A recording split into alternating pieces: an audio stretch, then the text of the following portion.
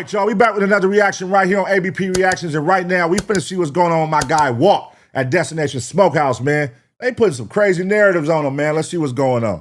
For High Plus News, I'm Bevan. A viral sensation is now at the center of online debates and accusations, not over how good the barbecue is, but over who gets the credit, the fame, and the profit. For months, videos of an older black man known as Walter Mr. Tendernism Johnson have dominated social media feeds. In clips posted to Instagram and TikTok, Johnson stands behind the counter at Destination Smokehouse in California, tearing into brisket and ribs that fall off the bone. A style fans lovingly dub Tendernism, just as Mr. Walter calls it. I think we was playing though. See this brisket here? I tried telling y'all about Tendernism. You think I'm playing? Look, look. Boy, that's what I'm talking about. I just love this type of stuff right here. Shout out Walt, man. Shout out Walt. What I will say is this. I know a lot of barbecue spots that the same shit that happened if you hold it up and the meat will fall because it's tender.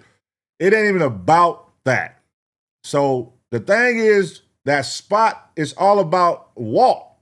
He the one who made it a thing because he went viral so many times for his Tendernism videos, and people invested into him. Just so happened, he's the voice of this company where they sell the stuff. So you're coming there to support him and meet him at the same time. He's walking around the venue, they said, with security guards. He's walking around, introducing himself, talking to every table. So it's an experience of meeting Walt. Now, the backlash is, you know, people find out that Walt isn't the owner. So let's keep watching. His infectious personality made the videos explode online, leading many viewers to assume Walter was the owner of the restaurant. Walter's story at Destination Smokehouse didn't begin as a typical viral journey. According to early posts from the restaurant's own social media and statements from its founders, the concept of the eatery and its distinct barbecue style came from Walter himself and his decades of experience with smokehouse cooking. Originally, the establishment was operating just as a coffee shop. Walter's Connections wasn't marketing character or a hired face. It was built around his influence. When those early videos began circulating last year showing Walter handling the barbecue with care, authority, and humor, audiences fell in love. Unk became the draw. People weren't just coming for food, they were coming specifically for him. It later emerged that Destination Smokehouse is owned and operated by a younger white man. It's so funny because I can remember dead ass the day when the homies sent me the video when a white dude finally showed himself on their page. And it was like Walt had disappeared for because he was gone for probably a month or so. And it was just the white dude, and he was posting stuff, and I remember everybody being lost. Like, wait, who the hell is this? Who the hell is this? Who the hell is this? And that's way before Keith Lee went there. That was probably 4 months before Keith Lee went there. But still, a lot of people didn't, you know what I mean? It didn't impact where they was tripping. But the Keith Lee thing, for sure, sitting over the edge. But, I mean, do you have a problem with that? Do you have a problem with him not being the owner? Is it that deep for you? Do you care? Is it going to stop you from enjoying great food? Let me know. Often referred online as the barbecue owner, while Walter is the face of the brand. Multiple posts clarify that Walter does not own the restaurant and that the business itself is not Black-owned in a legal sense. But the tone didn't truly shift until Keith Lee showed up. Recently, popular food reviewer Keith Lee visited Destination Smokehouse with the intention of blessing Walter with a $4,000 tip and $1,000 to cover the meals for other customers. But according to accounts shared online and later addressed by Walter himself, Lee was unable to give him the money because Walter was reportedly tied up, filming a podcast at the time. Staff and security allegedly stopped Lee from leaving the cash with anyone else. Update. We could not get to Unk. Security said it was over with for the day. They said that he was filming something. I believe he was filming a podcast. We had $5,000 in cash, or $4,000 in cash that we was gonna give him a hand. They didn't take it, so we're not only gonna take this money and feed some people, but we just gonna do what we feel like we're supposed to do in the community. Bro, What the fuck? Imagine Keith Lee comes to your business.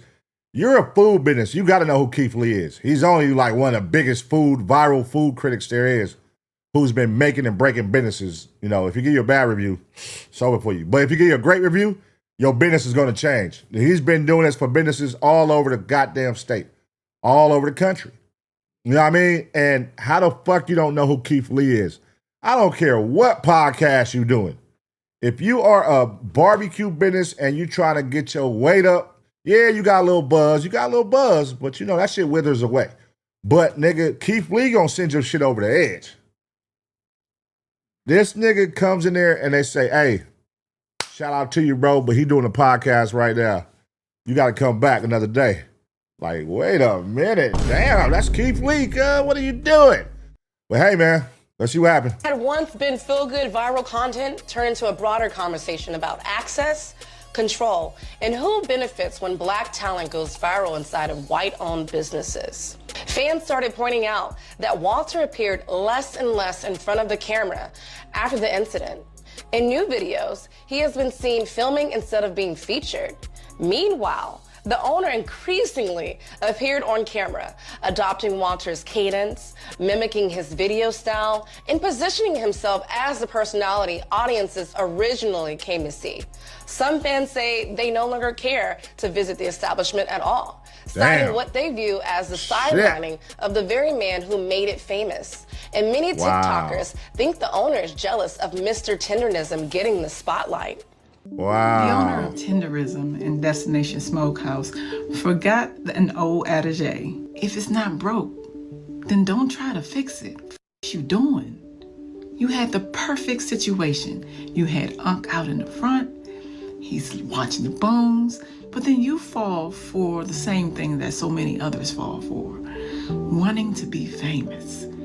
The need to keep talking about Keith Lee and what Keith Lee would have saw had you known that, like we already see, that you be missing the mark. I used to see Mr. Tenderism. I don't see those videos with Mr. Tender. And it's quite evident that the owner is jealous of Mr. Tender. Hey, listen. Now, I will say this. When I first started seeing that, that was my exact thoughts. It's crazy that, like, you know, months later, this is now viral after the Keith Lee shit. But that definitely was my exact thoughts. I was like, wait a minute. Why would you kick the black dude to the back?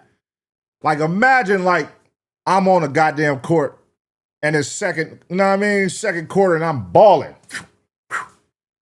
I'm balling. And at halftime, everybody going crazy. Oh. And in third quarter, you bench me and now the new motherfucker come out and like trying to play like me and shoot like me. It's like, hold on, nigga.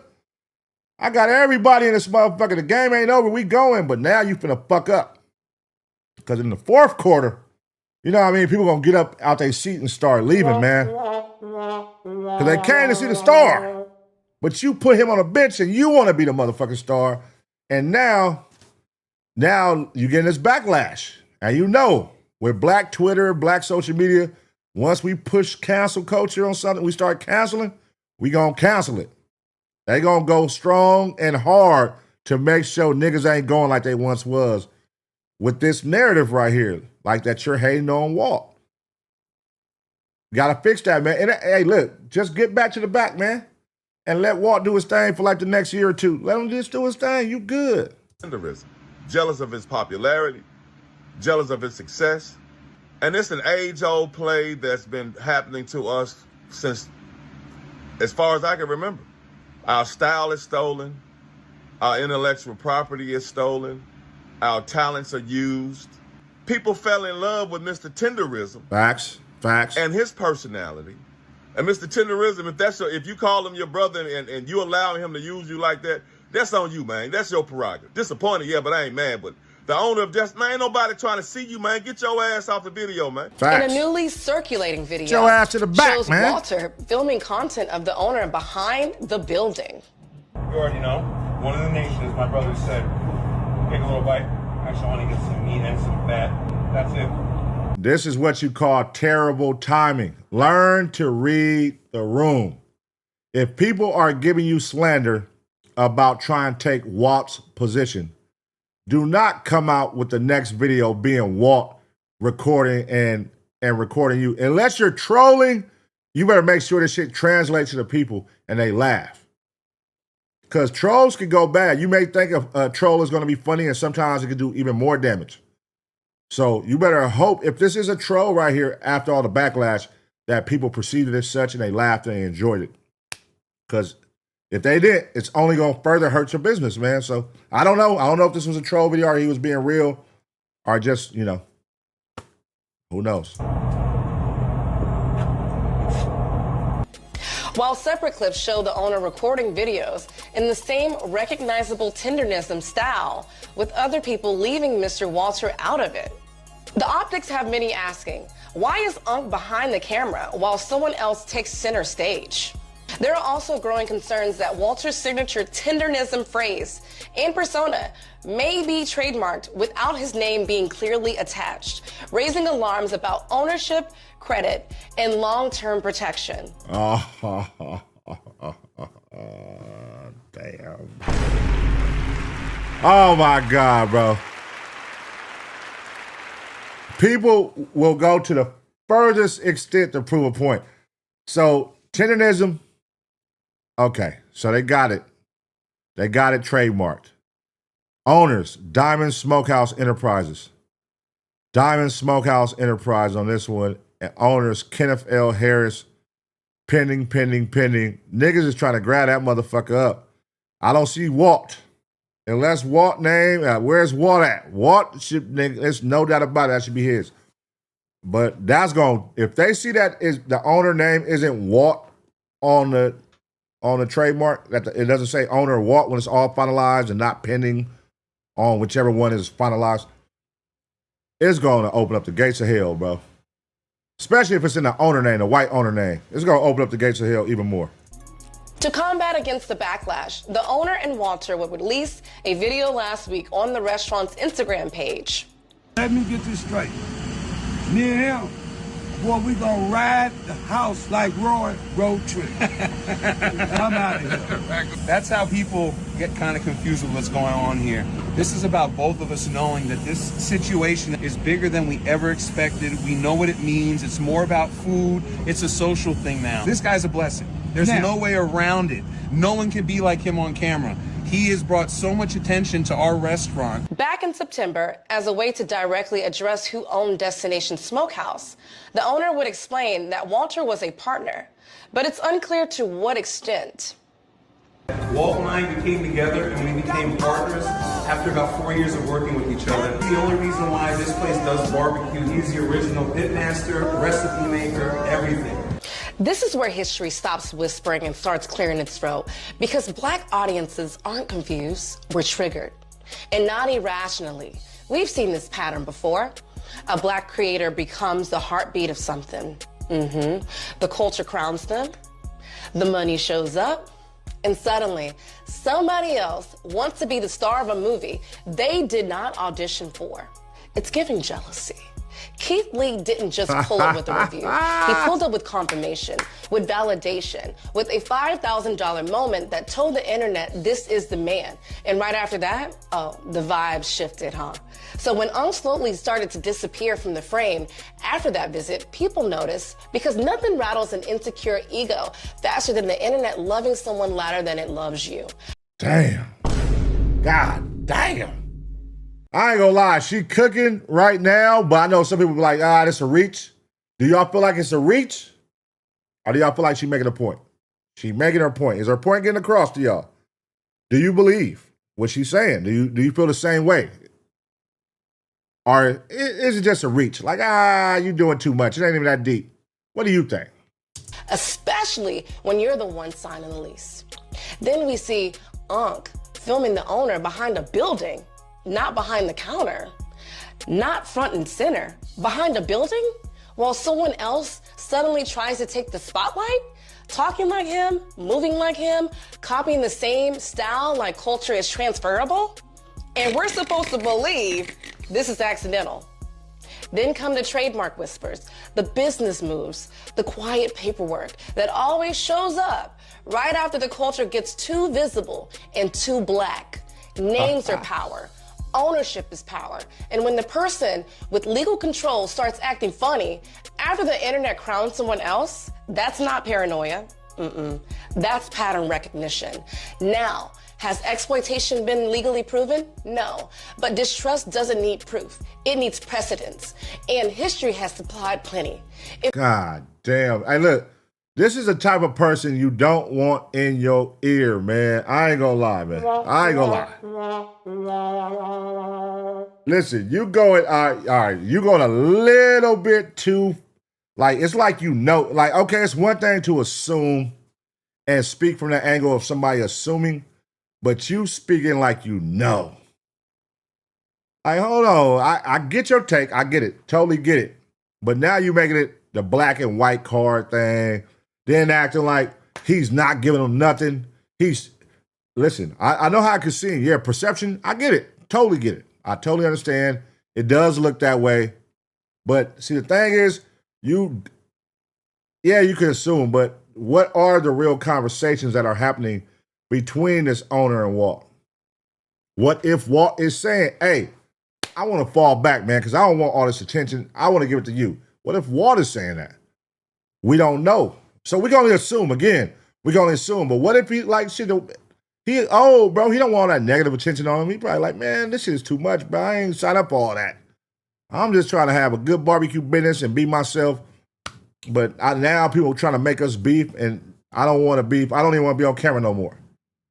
What if? What if? If Walter's truly protected, paid fairly, and tied to what he has helped build, transparency would end this conversation immediately. Silence, though, speaks volumes. This isn't about canceling anyone. It's about accountability and making sure that people who bring the culture don't get pushed behind the building once the profit shows up per usual. And yeah, we're watching, not for the owner, but only for Mr. Tendernism himself. Let's talk about it more in the comments below. Do you think an employee should become an owner if their service takes the company to another level? And what should the next move be to silence the critics? Oh, man. All right.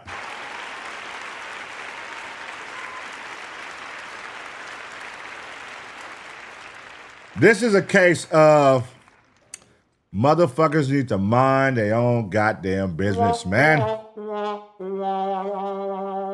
You know what I mean? Mind your damn business sometimes. This shit don't concern you, man. Now you go here on the internet painting this whole narrative that Walt is being used and abused and struggling and he ain't getting paid and blah, blah, blah. What if he is and he's happy with that? What if his agreement, which a lot of people do when they go into business, hey, this is my share, this is my percentage. I'm good with that. I'm good with 20%. I'm good with 30%. I'm good with 15, with 10. Because I didn't put nothing up. Hey, man, just so happened while my business was going with you, I did something and went viral. We can't control. We can't predict viral. You can't predict what's going to go viral, what's not. I didn't know that was going to happen. But agreement is an agreement. This is what we had in place, and I'm riding with that, and I'm content with that. Now anything else come from it, a plus, cool. Opportunity is going to come. People are going to offer Walt stuff. He can make money in other ways outside of Destination Smokehouse. Where? You want to interview me about it? $10,000, $5,000, $1,000, $2,000. I can make money from interviews. Hell, look, Keith Lee was coming to give him $4,000. He can make money in other ways, but I don't know, man. Me personally, I just think this is like a mind your business situation. Now you're trying to count people's pockets. You know what I mean? Who knows? He may be happy. He's an old man, bro. Again, he's an old man. His wants ain't the same wants as yours. You might think he want to be 50-50. He might be cool. Like, hey, bro, this is your shit. Me and your dad was cool. I'm just making sure his son is off. Just give me 10%. Give me 20%. I'm straight. You know? What do y'all think, though, man? Is it that deep? Is it going to stop you from wanting to go try Destination Smokehouse for those of you who want to try? Let me know in the comment section, man. I'm going to give y'all 2 seconds, smash the like. And as always, get ready for the next reaction.